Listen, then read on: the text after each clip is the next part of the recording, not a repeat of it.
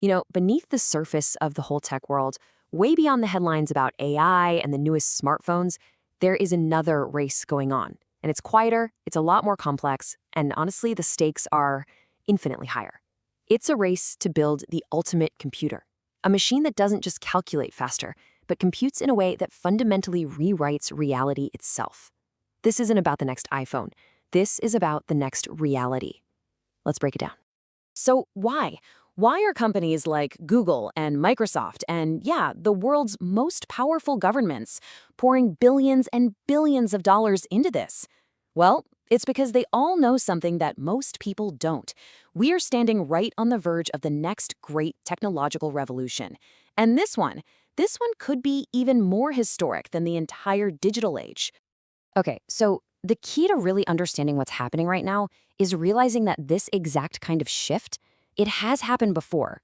There is a pattern here, a kind of silent transition that happens between eras of computation, that, when you see it, puts this whole moment into a stunning new context.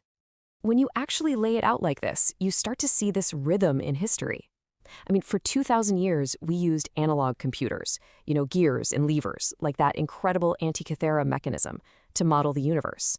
Then boom, in the 1940s, Alan Turing and his contemporaries ushered in the digital era, all based on simple ones and zeros. Every single phone, every laptop, every supercomputer we have today is basically a Turing machine. And right now, we are standing at the dawn of the next great leap, the quantum era. But here's the thing you have to get. This is not just about making faster computers. That's not the point. See, digital computers are based on transistors acting like little light switches, on or off, 0 or 1. That's a human invention. Quantum computers, on the other hand, are based on the actual building blocks of reality itself, atoms and electrons, and the bizarre, almost magical rules they play by. So how in the world do they work? Okay, this is where things get a little bit mind-bending. The secret to a quantum computer's insane power is that it works by exploiting this bizarre loophole in the laws of physics. It's a property of reality so strange it literally feels like a cheat code. Think about it like this. A regular, classical bit is just a light switch. It's either on or it's off, 1 or 0. Simple. But a quantum bit, or what we call a qubit, can be both on and off at the exact same time. It exists in this strange state of superposition, holding all of its possible states at once. Until you look at it, it's a perfect blend of every single possibility. Yeah, and as the physicist Dr. Michio Kaku puts it, this wild ability to exist in multiple states at once means quantum computers are exploring countless possibilities simultaneously.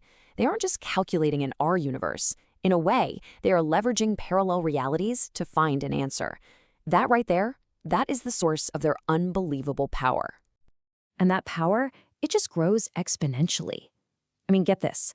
While 20 classical bits can only hold one value at a time, 20 qubits in superposition can hold over 1 million values all at once. Add just one more qubit, and that number doubles again. This is a kind of growth that classical computers can never, ever hope to match. Okay, so if these things are so ridiculously powerful, why isn't this technology everywhere? Well, it turns out that harnessing the power of parallel universes, it comes with one enormous, massive challenge. You could say there's a villain in this story. And that villain has a name: decoherence. See, a qubit superposition is unbelievably fragile. It's like a soap bubble.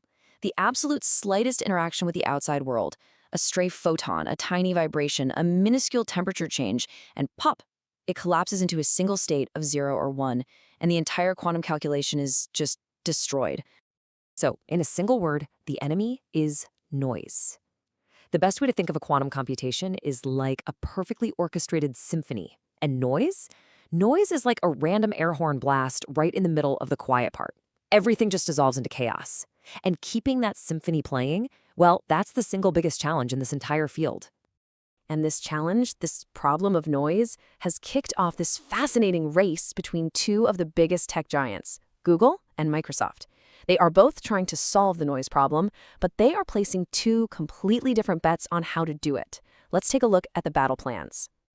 All right, so on one side, you've got Google. Their strategy is to fight the noise head-on. With their Willow chip, they use hundreds of pretty noisy physical qubits to create a single, ultra-stable logical qubit. It's kind of like having a huge choir to drown out any single person who's singing off-key. Microsoft, on the other hand, is taking a much wilder approach.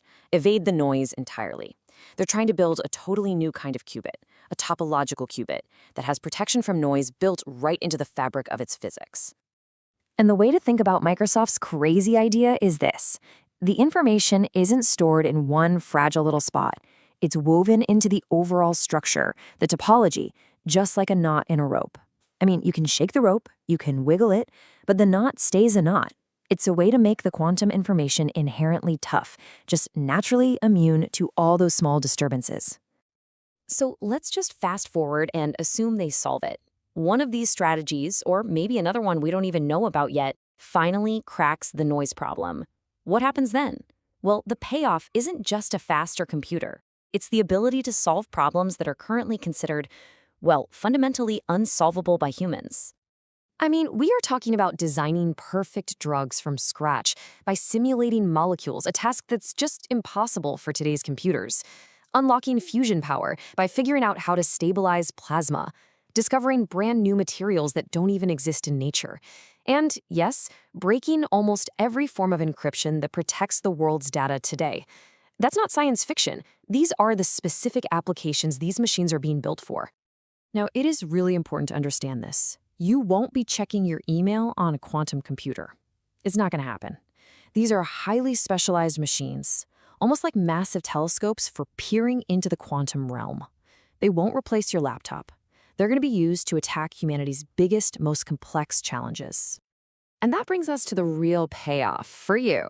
See, understanding this stuff isn't just interesting, it's a new lens on the future. It gives you an advantage because you can see the deep patterns that are driving the next great technological wave. So here it is, your new framework. From now on, you won't just see headlines about quantum computing, you'll see the underlying pattern. You'll recognize that historic shift from one era to the next. You'll understand the secret sauce is superposition.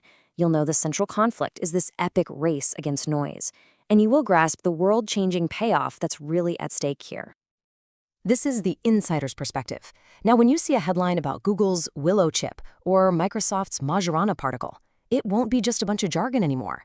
You'll understand the strategy, you'll get the stakes, and you'll know the why behind the news. You can literally see the tectonic plates of technology shifting before the earthquake is even felt.